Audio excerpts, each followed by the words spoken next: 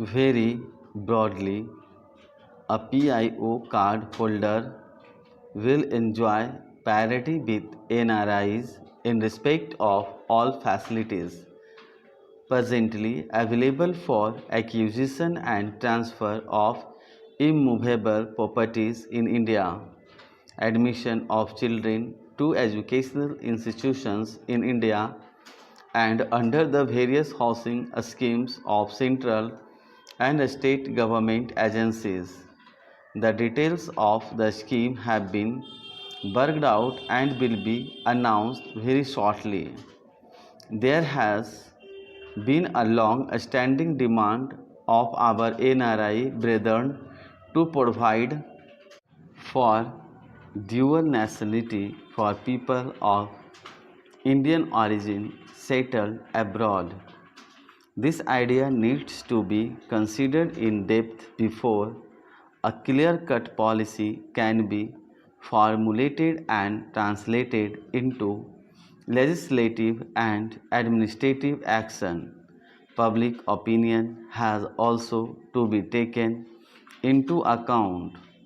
The government will therefore appoint a committee to hold wide consultations, elicit public opinion, examine the pros and cons of different options, and to formulate recommendations on the question of dual nationality or any suitable variant.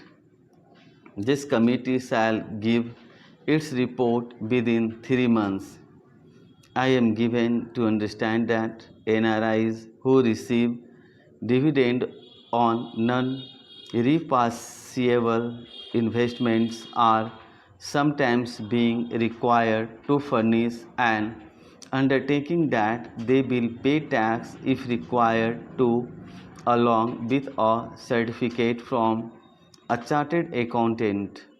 This is an aberration since we know that dividend in the hands of individual investors is now not taxable in India. If more information about this is given to the finance minister, we will redress the situation. For years, there was a strong criticism of the draconian Foreign Exchange Regulation Act. My government therefore introduced a bill in the parliament to replace FERA by a more liberalized and progressive Foreign Exchange Management Act. I understand, however, that there are reservations about some clauses in the proposed FEMA, particularly those relating to the definition of resident.